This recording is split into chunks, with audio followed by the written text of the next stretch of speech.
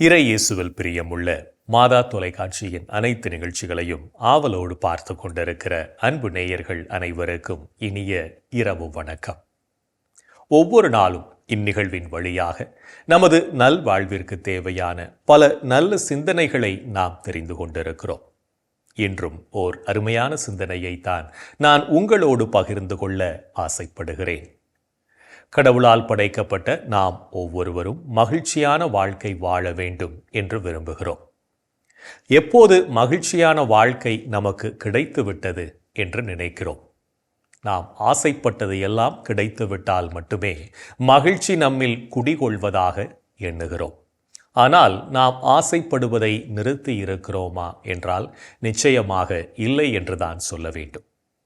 இப்படியாக நமது ஆசைகள் பெருகிக் கொண்டே செல்கின்ற போது எப்படி நம்மால் நிறைவான மகிழ்ச்சியான வாழ்க்கை வாழ முடியும் என்ற கேள்வியை நமக்குள்ளே கேட்டு பார்ப்போம். நம்மிடமுள்ள தேவையில்லாத ஆசைகளை களைந்துவிட்டு நிறைவான வாழ்க்கை வாழ முடியும் என்ற உயர்ந்த எண்ணம் கொள்வோம். அந்த எண்ணமே நம்மை வெற்றியின் பாதைக்கு அழைத்துச் செல்லும் என்பதையும் புரிந்து கொள்வோம். எல்லாம் இருந்தும் நிறைவின்றி மகிழ்ச்சியின்றி இருக்கின்ற சூழ்நிலையில்தான் நாம் வாழ்ந்து கொண்டிருக்கிறோம். ஆனால் மாற்றுத்திறனாளிகள் கூட நிறைவாக இருப்பதை கண்கூடாக பார்க்க முடிகிறது. நம்மை விட உயர்ந்தது இவ்வுலகில் எதுவுமில்லை என்பதை மறந்து போகிறோம். நம்மை உற்று நோக்குவோம். தவறுகள் அனைத்துமே சில வருடங்களுக்கு பின்னால் அனுபவமாகும். அனுபவம் வெற்றியை கொடுக்கும். தவறுகள் பெரியனவோ சிறியனவோ அவற்றை சரி செய்து கொள்ள முடிகிறது என்றால் அதுவே வெற்றி என்ற பூட்டை திறக்கும் சாவியாகும். கைரேகையை பார்த்து எதிர்காலத்தை முடிவு செய்யாதே, கை இல்லாதவருக்கும் எதிர்காலம் உண்டு என்றார் அப்துல் கலாம். நமது எண்ணத்தையும் செயலையும் இணைத்து அதில் உயர்வு காண்போம். படிக்கட்டுகளை உருவாக்கி பயணத்தை எளிதாக்குவோம்.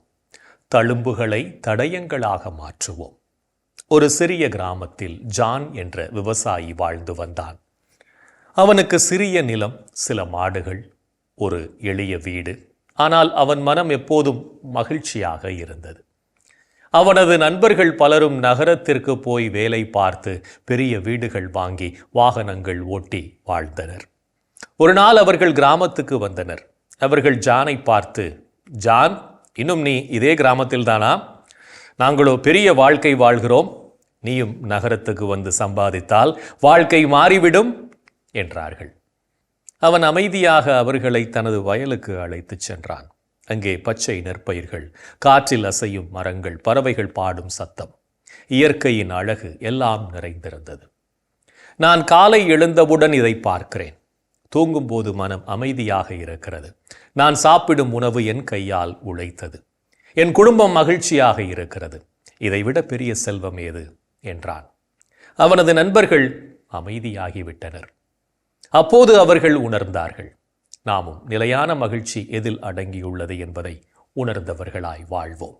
இன்றைய தினத்தை எடுத்துக்கொள்வோம். இந்த நாள் முழுவதும் நாம் மகிழ்ச்சி எதில் அடங்கி இருக்கிறது என்பதை கண்டுகொண்டு வாழ்ந்தோமா என்று யோசித்து பார்ப்போம். மேலும் இந்த நாளில் நமது செயல்பாடுகள் எப்படிப்பட்டதாக இருந்தது என்று நம்மையே நாம் கேட்டு பார்ப்போம்.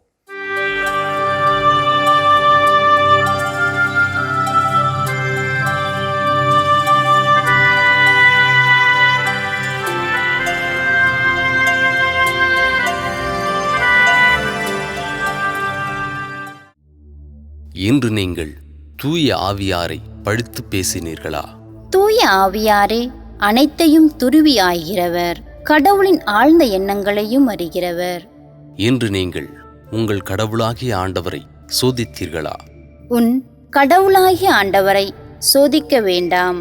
இன்று நீங்கள் பேசிய வார்த்தைகளால் மற்றவர்களை மனம் நோகச் செய்தீர்களா? காயப்படுத்த பலர் இருந்தாலும் மருந்தாக சிலர் இருப்பதாலேயே நம் வாழ்க்கை அடுத்த கட்டத்தை நோக்கி பயணிக்கிறது. இன்று நீங்கள் உங்கள் குடும்ப அமைதியை குலைக்க காரணமாயிருந்தீர்களா? விட்டுக் கொடுங்கள், விருப்பங்கள் நிறைவேறும். மன்னிப்பு கொடுங்கள், தவறுகள் குறையும். மனம் விட்டு பேசுங்கள், அன்பு அதிகமாகும். இன்று நீங்கள் நல்லவற்றை சிந்தித்து செயல்பட்டீர்களா? நம் ஆண்டவராம் இயேசு கிறிஸ்துவும் நம்மீது அன்பு கூர்ந்து தம் அருளால் நிலையான ஆறுதலையும் எதிர்நோக்கையும் அளித்த நம் தந்தையாம் கடவுளும் உங்கள் உள்ளங்களுக்கு ஊக்கமளித்து நல்லதையே சொல்லவும் செய்யவும் உங்களை உறுதிப்படுத்துவார்களாக. இன்று நாம் இறைவனுக்கு ஏற்புடைய செயல்களை செய்திருந்தாலும் சமயங்களில் இறைவனுக்கு எதிராகவும் செயல்பட்டு அவரது அன்பிலிருந்து விலகிச் சென்றிருப்போம். அத்தகைய தருணங்களுக்காக மனம் வருந்தி மன்னிப்பு கேட்டு மனத்துயர் மன்றாட்டை ஜெபிப்போம்.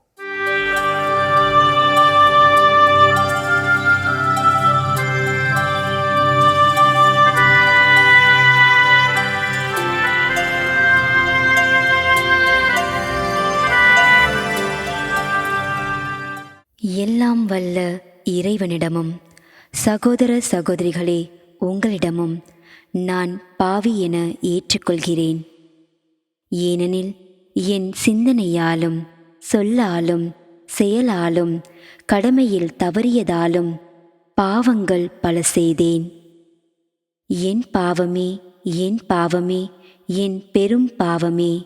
ஆகையால் எப்போதும் கன்னியான புனித மரியாவையும் வானதூதர் புனிதர் அனைவரையும் சகோதர சகோதரிகளே உங்களையும் நம் இறைவனாகிய ஆண்டவரிடம் எனக்காக வேண்டிக்கொள்ள மன்றாடுகிறேன். ஆமேன். மனத்துயர் மன்றாட்டை ஜெபித்ததன் வழியாக இறைவனிடமிருந்து மன்னிப்பை பெற்றிருப்போம் என்ற நம்பிக்கையோடு இறை வேண்டலில் இணைவோம்.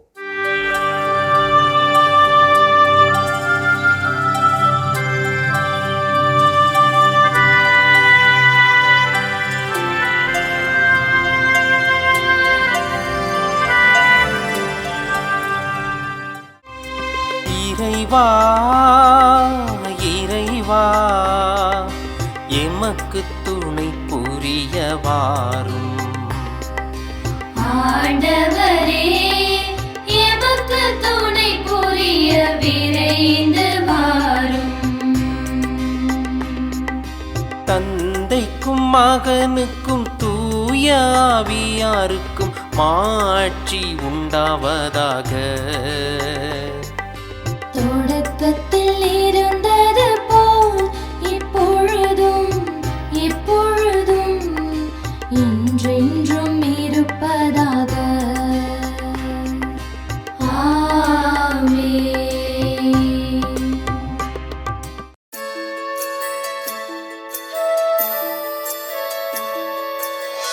போயது பொழுது புகுந்தது இரவு, தூயனை உனது பொன்னடி தொழுதோ.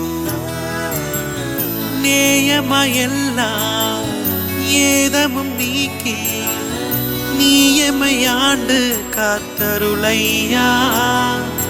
கனவுகள் துயில் வழி காணுதல் வேண்டாம், கனவிருள் பூதமும் கண்ணுரல் வேண்டாம். சினமுறு பகைவர் முரணலாம் வெல்வார், ஈனமும் உடலில் அணுகிடாது அருள்வார்.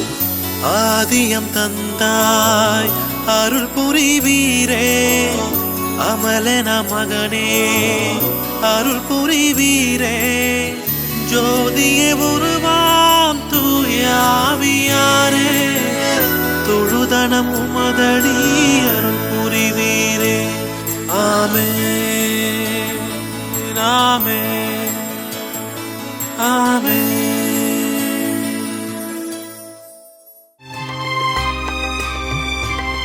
என் ஆண்டவரே என் கடவுளே, பகலில் கதறுகிறேன், இரவில் முன்னிலையில் புலம்புகிறேன். என் ஆண்டவரே என் கடவுளே, பகலில் கதறுகிறேன், இரவில் முன்னிலையில் புலம்புகிறேன்.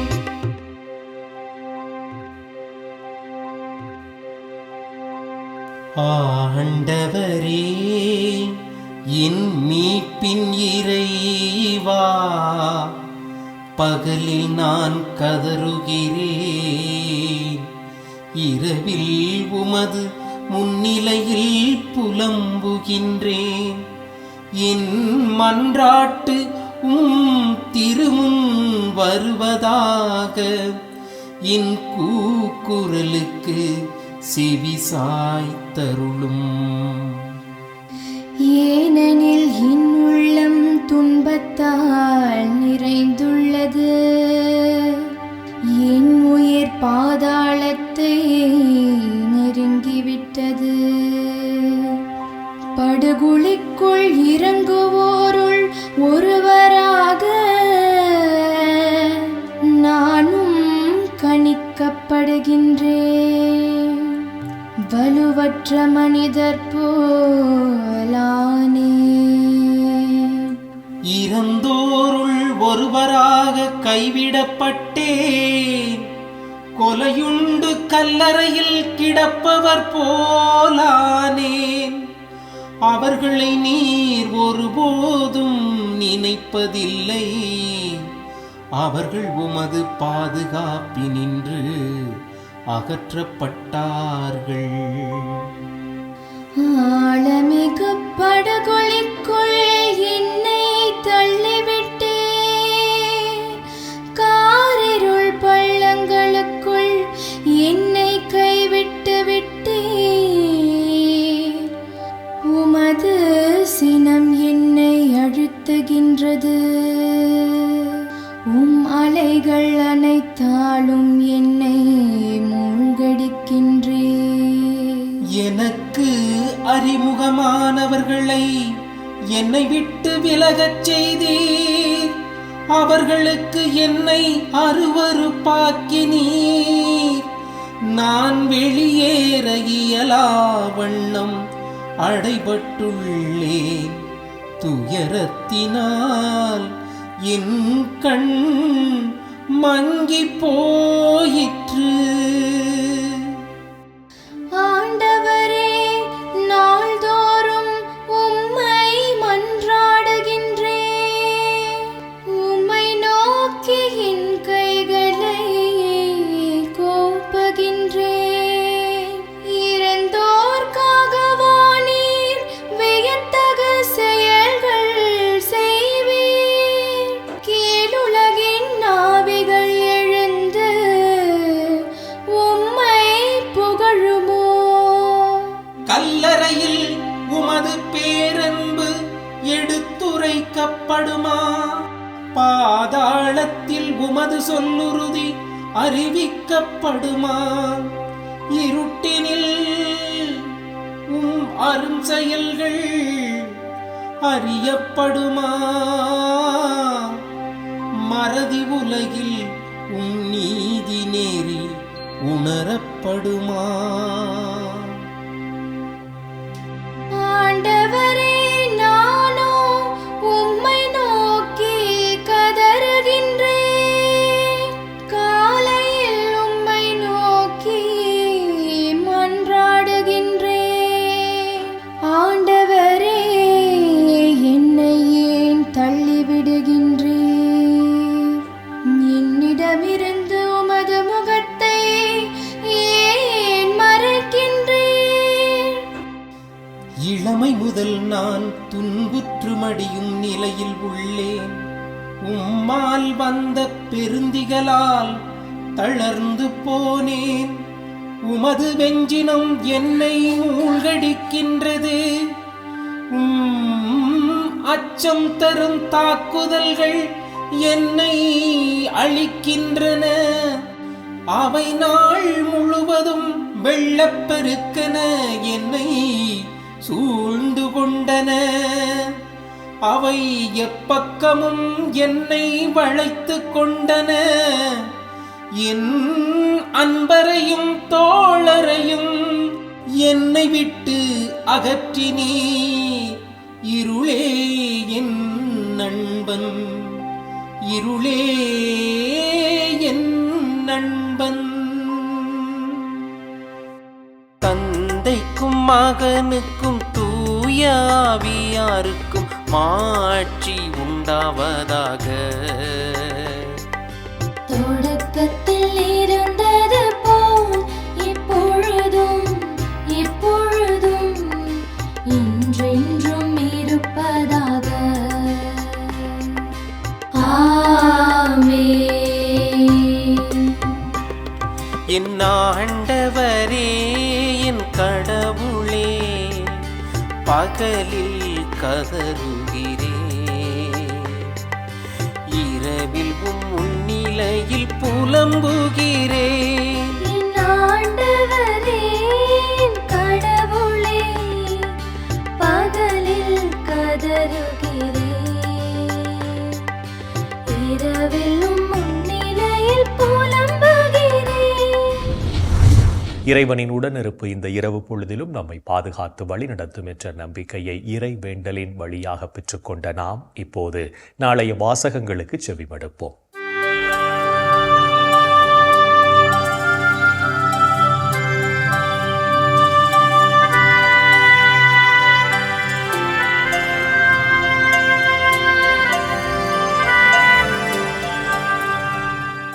நாளைய திருப்பலி வாசகங்கள். முதல் வாசகம் மக்கபேயர் முதல் நூலிலிருந்து வாசகம். அதிகாரம் 6, இறை வார்த்தைகள் 1 முதல் 13 முடிய. பதிலுரை பாடல் திருப்பாடல்கள். அதிகாரம் 9, இறை வார்த்தைகள் 1 முதல் 2, 3, 5, 15 மற்றும் 18 முடிய. லூக்கா எழுதிய தூய நற்செய்தியிலிருந்து வாசகம். அதிகாரம் 20, இறை வார்த்தைகள் 27 முதல் 40 முடிய.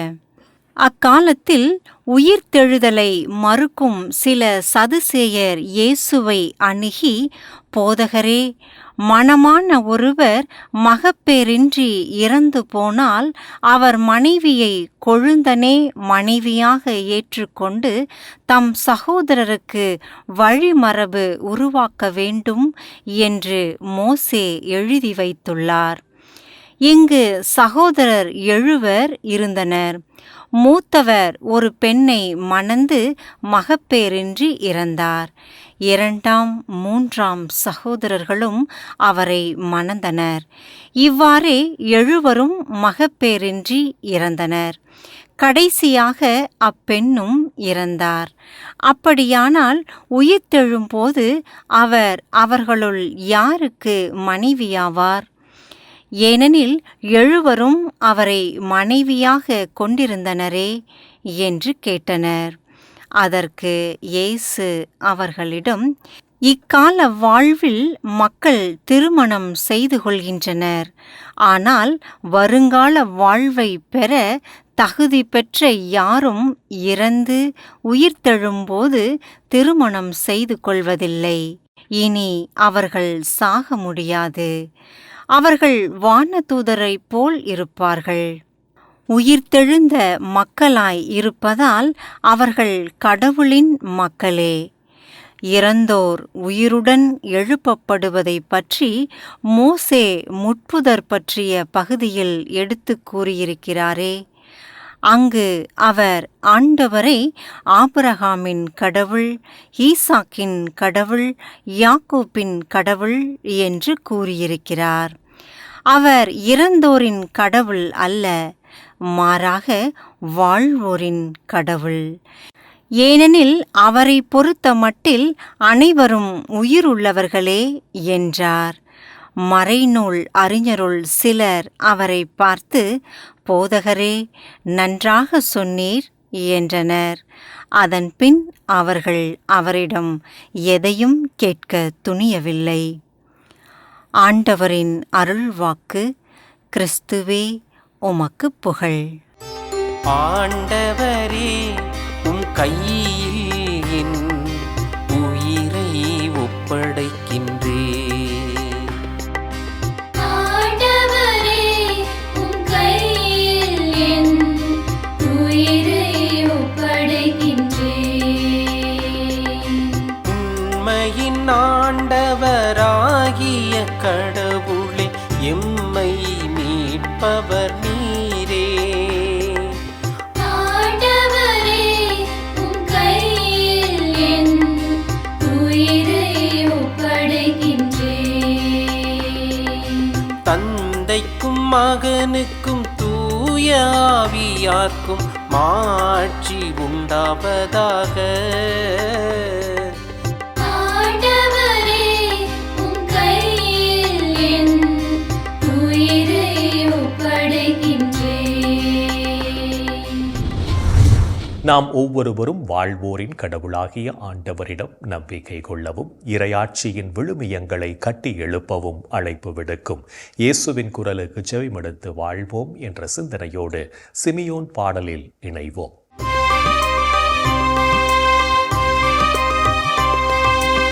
ஆண்டவரே, ஆண்டவரே, நாங்கள் விழித்திருக்கும் போது எங்களை காத்தருளும்.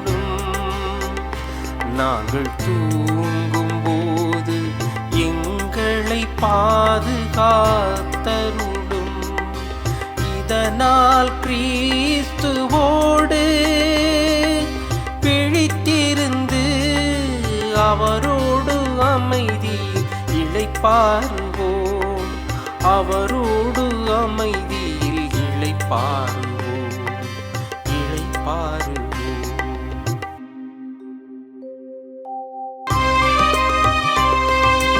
ஆண்டவரே, ஆண்டவரே, உமது சொற்படி உம்மடியான் என்னை இப்போது அமைதியுடன் போகச் செய்கின்றீர். ஏனெனில் மக்கள் அனைவரும் காணுமாறு நீர் ஏற்பாடு செய்துள்ள உமது மீட்பை என் கண்கள் கண்டு கொண்டன. இம்மீட்பே பிற இனத்தாருக்கு வெளிப்பாடு அருளும் மொழி. இதுவேவும் மக்களாகிய இஸ்ராயேலுக்கு பெருமை. இஸ்ராயேலுக்கு பெருமை, இஸ்ராயேலுக்கு பெருமை. தந்தைக்கும் மகனுக்கும் தூய ஆவியாருக்கும் மாட்சி உண்டாவதாக. தொடக்கத்தில் இருந்தது போல் இப்பொழுதும் எப்பொழுதும் என்றென்றும் இருப்பதாக. ஆமென். ஆண்டவரே, ஆண்டவரே, நாங்கள் விழித்திருக்கும் போது எங்களை காத்தருளும். நாங்கள் தூங்கும் போது எங்களை பாதுகாத்தருளும். இதனால் கிறிஸ்துவோடு பிழித்திருந்து அவரோடு அமைதி இளைப்பாறுவோம். அவரோடு அமைதியில் இளைப்பாறுவோம், இளைப்பாறுவோம். இறைவன் நம்மை ஒவ்வொரு நொடி பொழுதும் அற்புதமாய் வழிநடத்தி கொண்டிருப்பதை சிமியோன் பாடல் வழியாக உணர்ந்து ஜெபித்த நாம் இப்போது நாளைய புனிதரை பற்றி பார்க்கலாம்.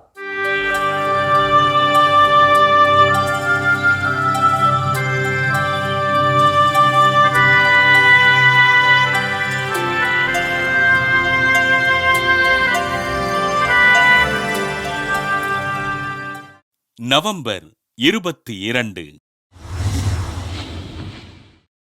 புனித செசிலியா. ரோமையில் வாழ்ந்த இறைபக்தி நிறைந்த வசதியான குடும்பத்தில் கிபி 2ஆம் நூற்றாண்டில் பிறந்தார் செசிலியா.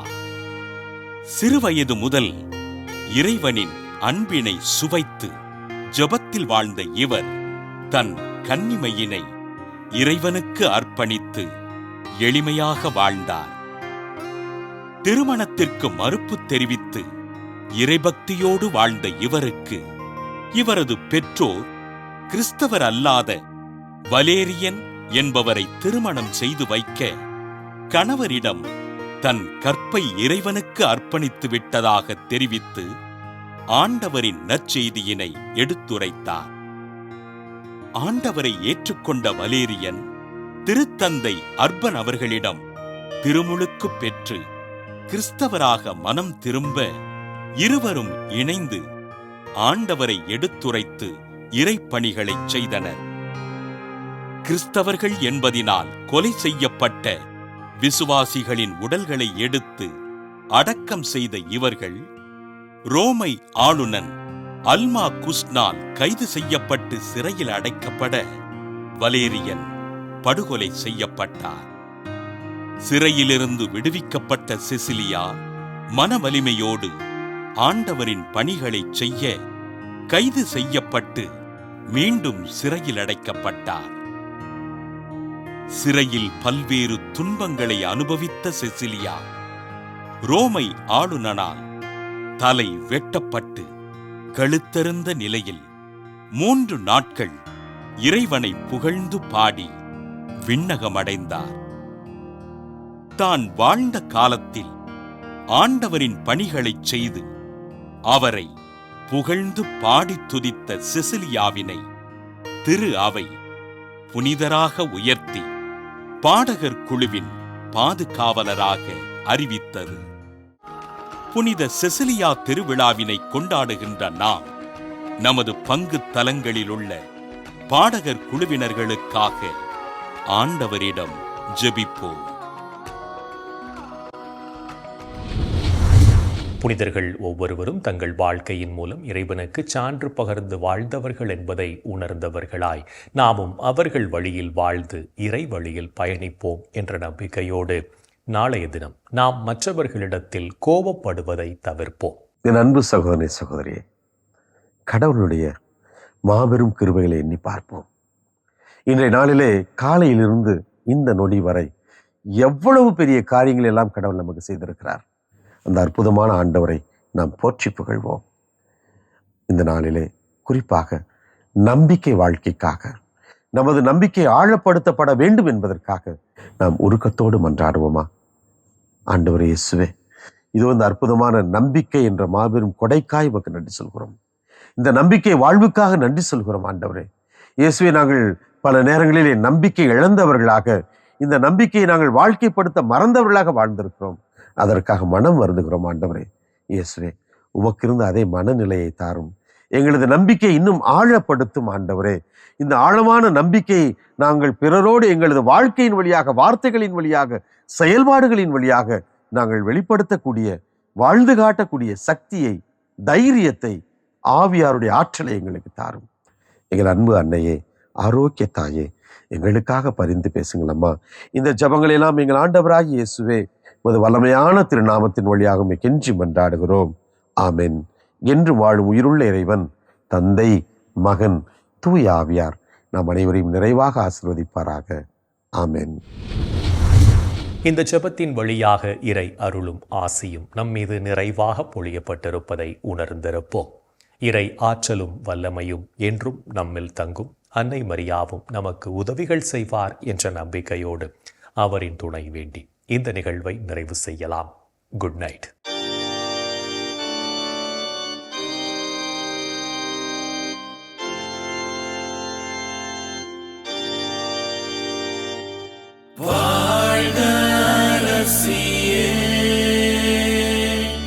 தயை மீது அன்னையே,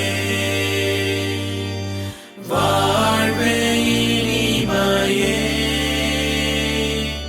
தஞ்சமே வாழ்க. தாயகம் இழந்த ஏவாயின் மக்கள் தாயே என்றும் கூவி அழைத்தோம். கண்ணீர் கனவாய் நின்றும்மை நோக்கி கதறியே அழுதோம், பெருமூச்சறிந்தோம். ஆதலால் ஏமக்காய் பரிந்துரைப்பவரே, அன்புடன் எம்மை கடைக்கண் பாரே. திரு வயிற்றின் கனியாம் இயேசுவே, இம்மை வாழ்வின் இறுதியில் காட்டுவே. கருணை